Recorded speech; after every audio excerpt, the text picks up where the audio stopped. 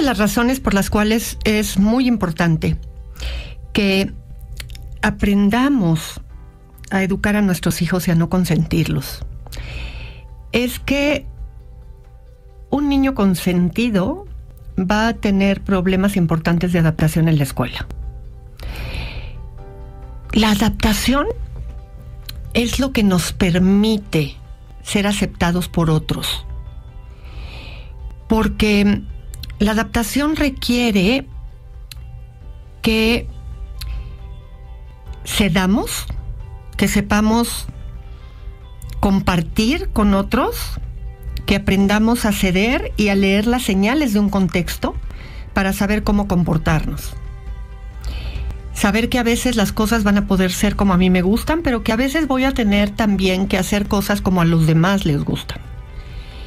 Y para poder jugar, pues yo voy a tener que aprender que no siempre voy a tener el rol en el juego que yo preferiría.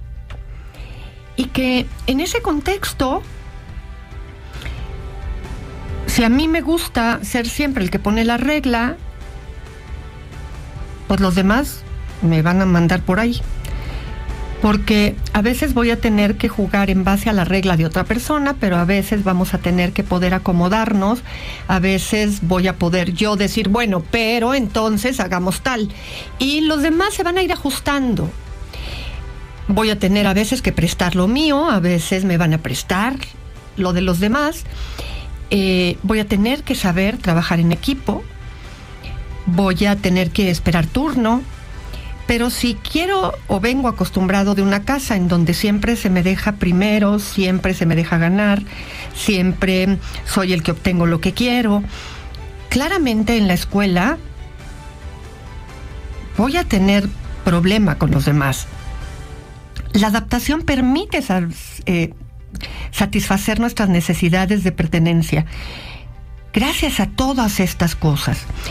Y de entrada, los papás muchas veces dicen, si el niño llega de la escuela diciendo, es que nadie me hizo caso a la hora de jugar, bueno, ahí vamos corriendo a la escuela y le decimos a la maestra, es que nadie le hace caso a mi hijo. Como si la maestra tuviera la obligación de tener que hacer que los niños quieran jugar a la hora del recreo con el mío, cuando la maestra, sí, obviamente tiene que facilitar procesos a la hora de trabajar para que los niños siempre estén en equipo cuando hay trabajo en equipo, que los niños no estén peleando por los materiales, pero los niños tienen también que tener una disposición que la maestra no va a poder imponer. Tiene que tratar de estar viendo quién tiende a estar solitario y por qué. Pero tu hijo tiene que aprender a hacerlo. Así es que a la primera de cambio, deberías de preguntarte qué actitudes puede estar teniendo mi hijo que no facilita la integración. Está de forma pasiva, esperando que los demás lo inviten a integrarse, o sabe acercarse y decir, ¿puedo jugar con ustedes? Porque a veces esa iniciativa, esa actividad propositiva es la que no hace, porque tú siempre te has empeñado en imponerlo, en jalarlo, en llevarlo, en decirle que si alguien le quita sus cosas ya no juegue con esa persona, en lugar de irle propiciando que se acerque, que preste, que diga, hoy yo traje esto, podemos jugar con, ¿no? En ir y utilizar la pelota y decir, ¿quieren que juguemos a algo? Miren, aquí está la pelota, ¿no? Esas habilidades se tienen también que tener. Tener iniciativa es muy importante. Entonces, busca y fíjate cómo es tu hijo. Y vamos a ver si por ahí surge el desarrollo de las habilidades sociales. Cuando les digo a los papás que antes de ir a decir a la escuela que por favor la maestra se encargue de la adaptación de su hijo, de su hija, y piensen más bien en ¿qué pasa con sus hijos que no están teniendo iniciativa en sus habilidades sociales? Muchas veces me responden, bueno, es que es muy tímido. Y miren, la timidez no es un defecto, pero es una característica que necesitamos trabajar con ellos cuando esto impide el desenvolvimiento social. Es decir, no tenemos que hacer que una persona tímida se convierta en una persona extrovertida. Eso no tiene que cambiar su estilo de personalidad. Pero tenemos que trabajar en que la persona tímida no esté buscando que otras personas resuelvan sus necesidades. Es decir, que quiere cuando son niños, por ejemplo, comprar un chocolate en la tienda y entonces les pide a ustedes como padres que le pidan el chocolate a quien atiende. No, tú se lo pides. Ay, pero es que como le da tanta pena, entonces yo le pido el chocolate. No. Si quiere el chocolate, lo pide o se queda sin el chocolate. Que van al restaurante y van a pedir. Tú como mamá pides lo tuyo, el papá pide lo tuyo, el hermano pide lo suyo y él o ella tienen que pedir lo que quieren de comer. Y si habla quedito, le pedimos, habla más fuerte porque no te oye. Pero no pido por él. Que en la escuela, bueno, pues, se acerca al maestro o a la maestra para decirle lo que quiere saber. Pero si la maestra tiene que pedir que exponga, pues tendrá que aprender a hablar en público, aunque le dé pena. Porque la timidez se tiene que superar al punto de volverse eficiente en el desenvolvimiento social y llegar a ese mínimo necesario para poder hacer las cosas. Nadie lo tiene por qué obligar a decir en voz alta cosas que no quiere, a ser el centro de atención en una reunión. Seguramente en una reunión va a hablar con los que tiene junto, pero no va a ser el que cuenta los chistes en medio de la fiesta. Y eso no tiene nada de malo, porque no es obligatorio, ni es adaptativo necesariamente hacerlo. Va a tener a lo mejor, va a ser de pocos amigos o de muchos amigos, pero en corto. Y eso está correcto. El tema es, no le vamos a tener que buscar a los amigos nosotros porque es tímido. De hecho, una persona tímida puede ser sociable, pero no va a ser el centro de la fiesta. Entonces, cuidado, nadie le tiene por qué resolver sus temas, sus necesidades por ser tímido. Y puede seguir siendo una persona tímida, y lo va a hacer seguramente el resto de su vida. Incluso, fíjense que hay personas tímidas que pueden salir en obras de teatro sin ningún problema. Porque mientras personifican a alguien en una obra, lo hacen. Sin embargo, cuando ya salen de la obra, se sientan en una reunión, no van a ser los que públicamente van a hablar y van a contar el chiste o a cantar no, porque son tímidos. Seguramente han escuchado a artistas que dicen, la verdad es que yo soy tímido, aunque actúan perfectamente bien y con público enfrente. No es un defecto la timidez, pero a veces cuando somos padres de niños tímidos, queremos que en la escuela les resuelvan eso como si fuera un problema. Deja que vaya desarrollando las habilidades sociales a pesar de su timidez. Chayo, ¿tienes 20 pesos que me prestes? 20 pesos, ¿y para qué los quieres? Para que te cuente o te platique más bien de una información que seguramente te va a interesar a ti y a todos nuestros radioescuchas.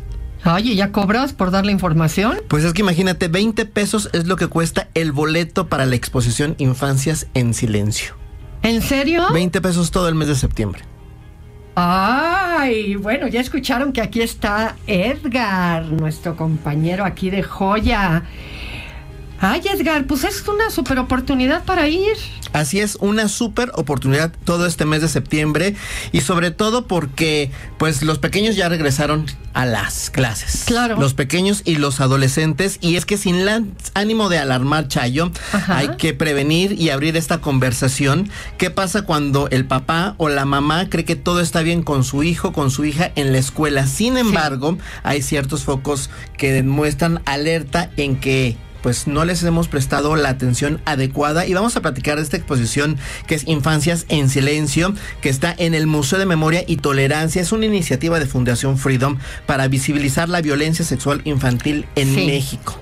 Sí. Esta exposición, que ya hemos hablado de ella, consta en 7 salas que abordan el mundo infantil y son factores de riesgo, la violencia en el hogar, y ahora me voy a enfocar en la escuela. A propósito de que todos ya regresaron a clases, hay una réplica de un salón de clases, están los pupitres, el pizarrón, todo el entorno para mostrar que también hay distintas formas de violencia que padecen de forma cotidiana los niños, las niñas, los adolescentes, y todos ellos, sea cual sea su entorno social, son vulnerables a situaciones de violencia física, abuso sexual, así como a trata o a explotación. Fíjate que 7 de cada 100 adultos en México sufrió violencia sexual en la infancia, y por eso también se pone a disposición del público un número de emergencia que es el 911 para pedir ayuda, el 089 para denunciar completamente de manera confidencial y anónima, y también el DIF pide ayuda al centro del DIF más cercano, desde luego, y hay una alianza con Fundación Paz y TikTok que lanza una guía para madres, padres y tutores con consejos de privacidad y seguridad para acompañar a adolescentes en esta experiencia digital que podemos ver, y también hay algunos testimonios en YouTube que es en Voces Sobrevivientes. Wow, la verdad es que hemos estado hablando mucho de esta exposición.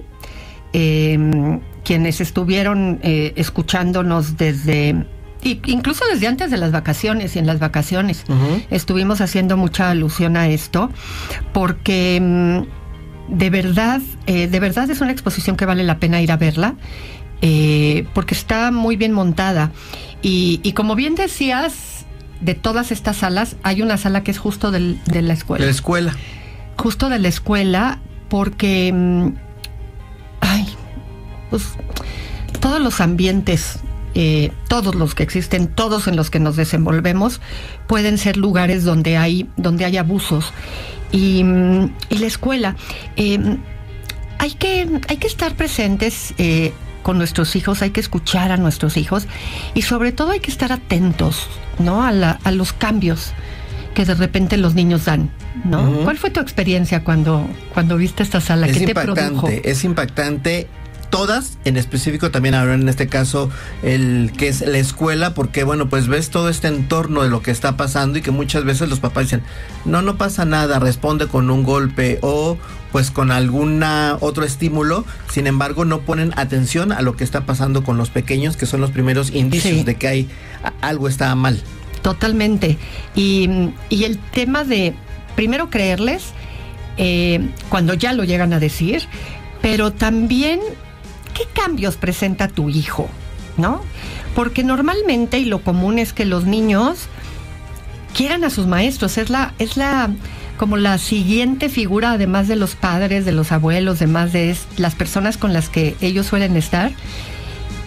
La verdad es que los maestros son como al que quieren, llegan corriendo, los dejas en la escuela y corren con su maestro, y mira, y le cuentan lo que traen de la casa y lo que pasó, ¿no? Y entonces, si tu hijo no se quiere acercar mucho al maestro, ¿no? Como que lo rehuye o te dice que no, o alguna cosa, a ver, no siempre es por eso, pero hay que indagar, ¿no? Hay que poner atención y decir, a ver, ¿qué está pasando?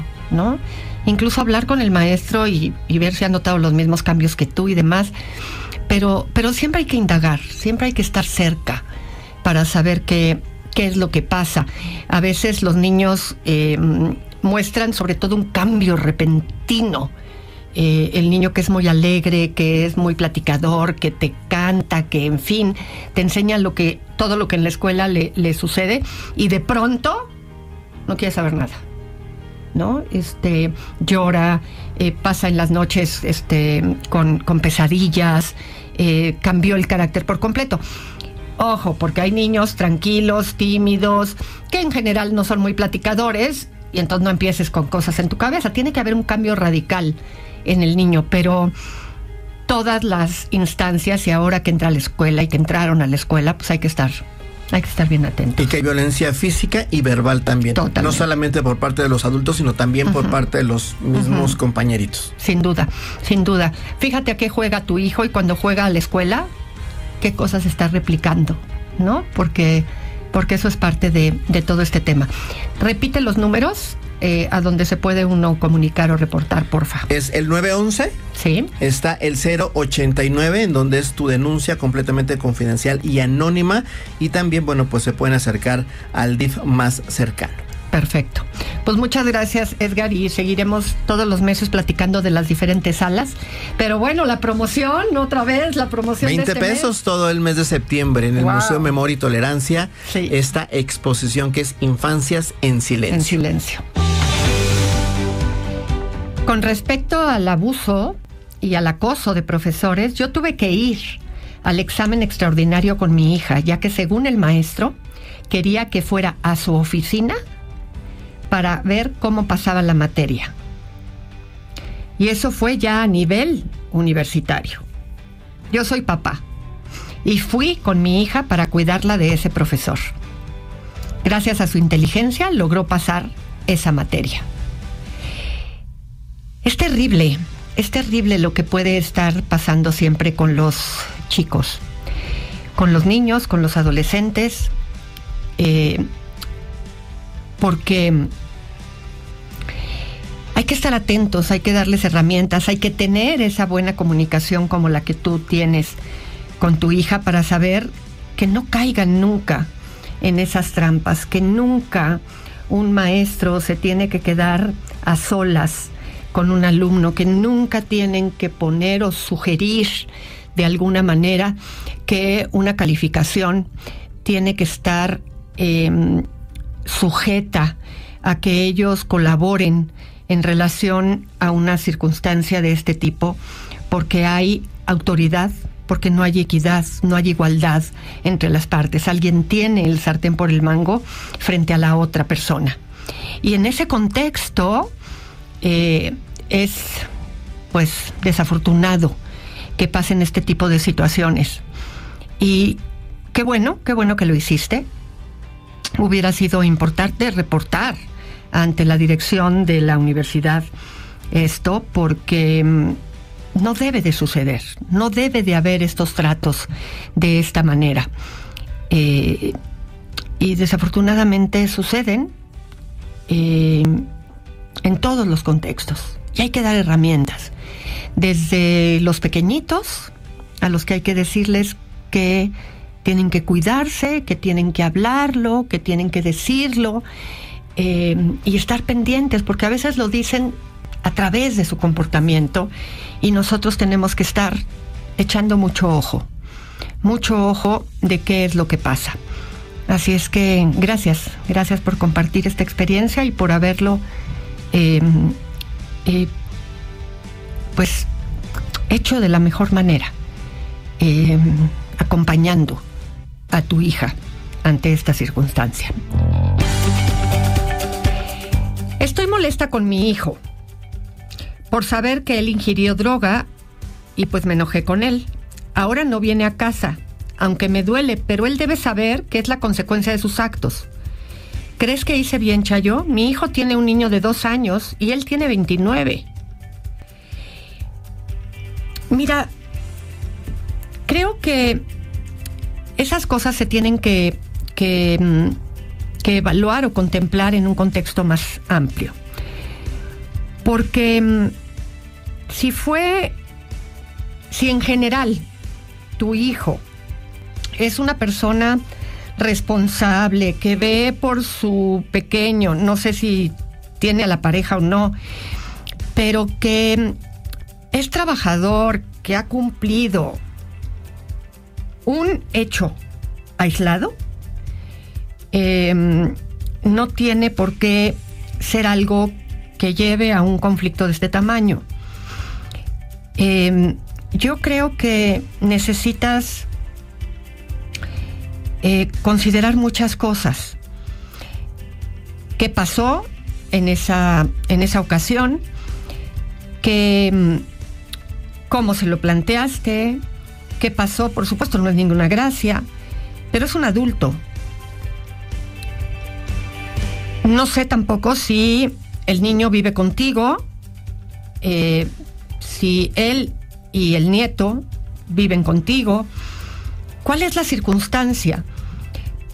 Pero sin duda, creo que, hay razones para que te sientas molesta, incómoda ante la situación, que te puedas preocupar por lo que está sucediendo, pero más bien por lo que sucedió, pero parece que pues es lo único que sabes. Y las cosas se hablan. Si tu nieto vive contigo, si él sigue con su nieto, con su pareja, y el tema es tu molestia, pues la pregunta sería, pues ¿qué ganas con que él ya no venga a tu casa? Si el tema es que viven aquí y él ya no viene a casa y por lo tanto tú te quedas con el nieto y el nieto entonces ya no ve a su papá. O sea, hay, como en muchos de los casos que me envían, muchas más preguntas que respuestas. El asunto es que hay que considerar toda una serie de circunstancias, porque a veces el enojo y el hecho de que tu hijo ya no venga, a veces tiene que ver con la forma en la que regañamos, en la forma en la que faltamos al respeto, a veces por nuestro enojo, en la forma en la que nos metimos en algo que no era cosa nuestra, sobre todo cuando se trata de un adulto, y no tanto por el acontecimiento en sí mismo, porque hay formas de hablar para no crear un problema adicional ante la situación. Y creo que aquí el asunto es, ¿qué pasa?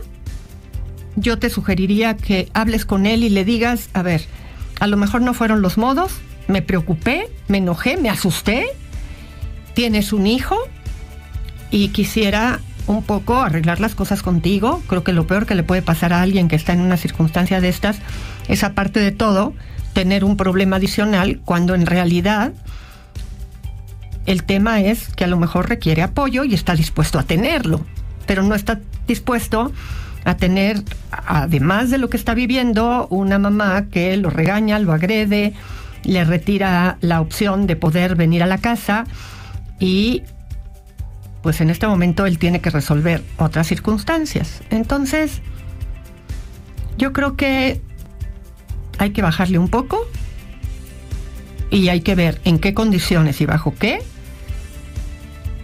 tú eres su mamá, y qué valdría la pena rescatar o qué no.